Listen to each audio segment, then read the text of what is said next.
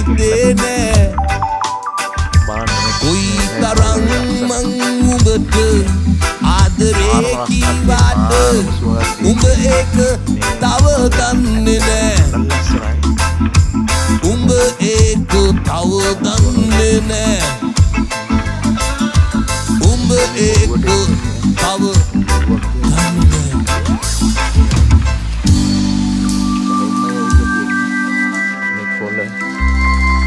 God bless you everybody.